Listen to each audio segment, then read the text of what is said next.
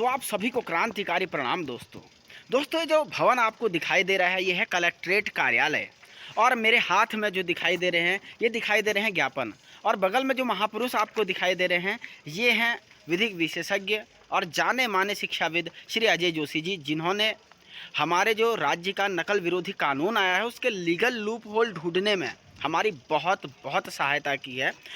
ये ज्ञापन हम इससे पहले जिला अधिकारी महोदय को सौंपें, इसके कैसे दुरुपयोग हो सकते हैं इस पे मैं आप लोगों से चर्चा करना चाहूँगा इस वीडियो के माध्यम से। दोस्तों, जब ये नकल विरोधी कानून मेरे पास आया, मेरे हाथ में आया, हम लोगों ने जब मिल के इस पर रिसर्च किए तो कुछ ऐसे चिंताजनक बिंदु हमें मिले जिसे सरकार एक घातक हथियार के तौर पर अपने विरोधियों के खिलाफ इस्तेमाल कर सकती है। जैसे कि प्रावधान है कि OMR फाड़ना, OMR में कुछ गाली लिख देना, उसके लिए 10 साल की सज़ा। देखिए, अगर OMR इन केस फट भी जाता है, कोई गाली लिख भी देता है, तो गाली लिखने का 10 साल की सज़ा, क्या ये तर्कसंगत होता है? और इसका मिसयूज कैसे हो सकता है कि आपने अपनी कॉपी या OMR जमा कर दी, उसके बाद उसे कोई फाड़ दे या उस पर कोई गाली लिख दे। ऐसे तो सरकार अपने विरोधियों को कहीं ना कहीं ठिकाने लगाने के वेपन के तौर पर इसे इस्तेमाल कर सकती है।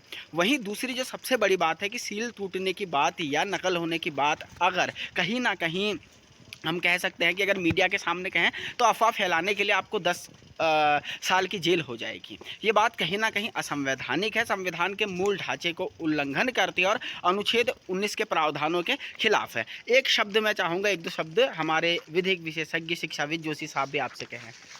देखिए, जैसे तिवारी जी ने आप लोगों को बताया कि इस पर कई सारे लूप होल्स, तो जहाँ तक मेरा मानना है कि ये जो हम लोगों ने पॉइंट्स ढूंढे हुए हैं इस पर सरकार को संशोधित रूप इस कानून का नया लाना ही चाहिए।